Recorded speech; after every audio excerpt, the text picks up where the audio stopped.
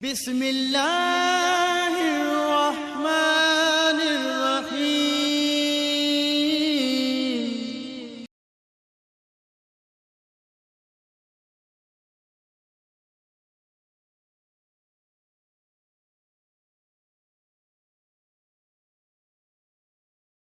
نحمده ونصلي على رسوله الكريم، اما بعد فاعوذ باللہ من الشیطان الرجیم، بسم اللہ الرحمن الرحیم۔ محترم سامعین، السلام علیکم ورحمۃ اللہ وبرکاتہ۔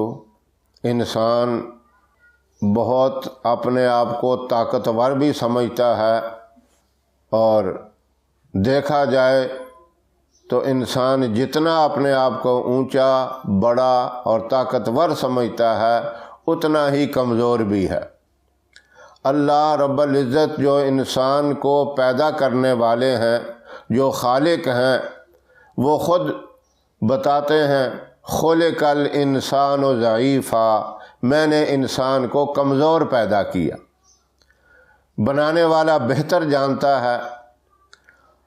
انسان تکبر میں آ کے، غرور میں آ کے بہت کچھ کرتا ہے، لیکن غور کیا جائے، دیکھا جائے تو یہ ایک بہت ہی کمزور ہے۔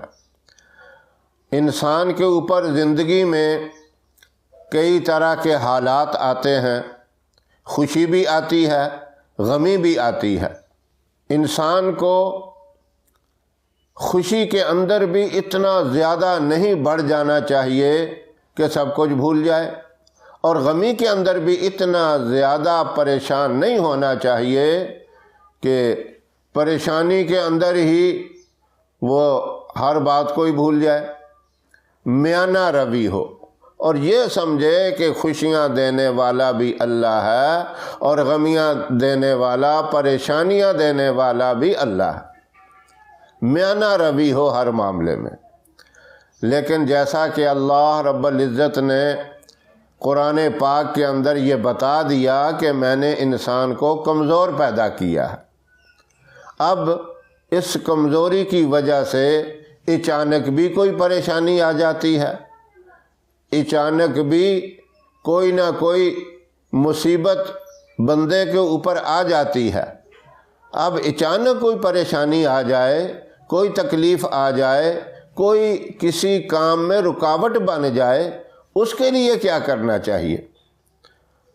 بزرگوں نے، اللہ والوں نے بڑے تجربے کیے ہیں، بڑی محنتیں کی ہیں، اور اس کے لیے اللہ سے رابطہ کرنے کے لیے اور اللہ سے مانگنے کے لیے ایک بہت ہی اہم قسم کا وظیفہ بتایا ہے۔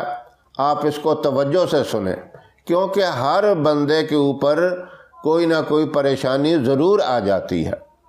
اب اس پریشانی کو ختم کرنے کے لیے، اس کی رکاوٹ کے لیے بہت آسان وظیفہ ہے۔ آسان اس لیے میں کہہ رہا ہوں، جو چیزیں میں اب بتاؤں گا وہ عام روٹین میں پڑھی جاتی ہیں۔ ان میں سب سے پہلی چیز درود پاک ہے۔ درود پاک اتنی بڑی فضیلت والی چیز ہے، حدیث میں آتا ہے جس دعا کے اول آخر آپ درود ابراہیم پڑھ لیں یا کوئی اور بھی درود پڑھ لیں، وہ دعا ضرور قبول ہو جاتی ہے۔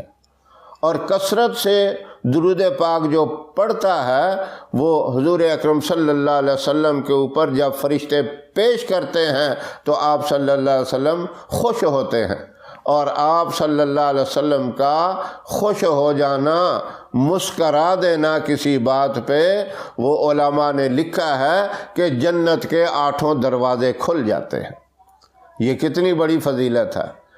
تو یہ وظیفہ جو میں ابھی آپ کو بتا رہا ہوں، مشکلات کو دور کرنے کے لیے، پریشانی کو ختم کرنے کے لیے، اچانک کوئی ایسا واقعہ پیش آ جائے جس سے شدید قسم کا دکھ ہو، پریشانی لاحق ہو جائے، اس کے لیے آپ وضو کر لیں، باوضو قبلہ رخ بیٹھ جائیں اور 11 مرتبہ درود ابراہیم پڑھ لیں، اور اس کے بعد 11 مرتبہ سورہ اخلاص پڑھ لیں، اور اس کے بعد پہلا کلمہ 11 مرتبہ پڑھ لیں۔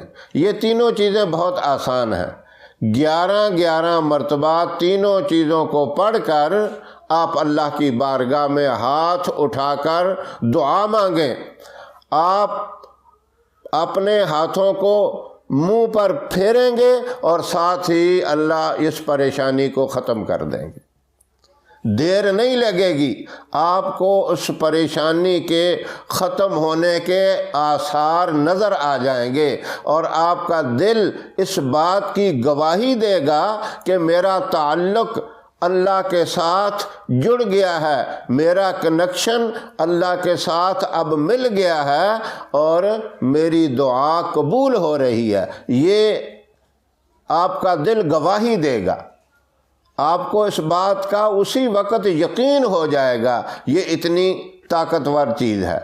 یہ وظیفہ آپ اچھی طرح سمجھ لیں کہ ایمرجنسی وظیفہ ہے۔ اچانک کوئی مسئلہ بن گیا، کوئی پریشانی آ گئی، آپ نے اسی وقت یہ کرنا ہے۔ یہ کوئی ریگولر نہیں کرنا کہ کئی دن تک اس کو کرتے رہیں۔ آپ ایک ہی مرتبہ جب کریں گے آپ کو یقین ہو جائے گا اس بات کا، آپ کا مکمل طور پہ دل گواہی دے گا کہ میری یہ پریشانی ختم ہو رہی ہے، اس کے ختم ہونے کے آپ کو آثار نظر آ جائیں گے۔ تو دنیا میں رہتے ہوئے ہر بندے کے اوپر کوئی نہ کوئی پریشانی آ ہی جاتی ہے۔ وہ پریشانی مسلسل کئی دن تک چلی رہتی ہے، بے چین رہتا آدمی۔ اگر آپ یہ وظیفہ کر لیں گے تو انشاءاللہ یہ پریشانی آپ کو نہیں اٹھانی پڑے گی، کئی دن تک آپ پریشان نہیں ہوں گے۔ اللہ رب العزت اپنی رحمت سے اس پریشانی کو فوراً ختم کر دیں گے۔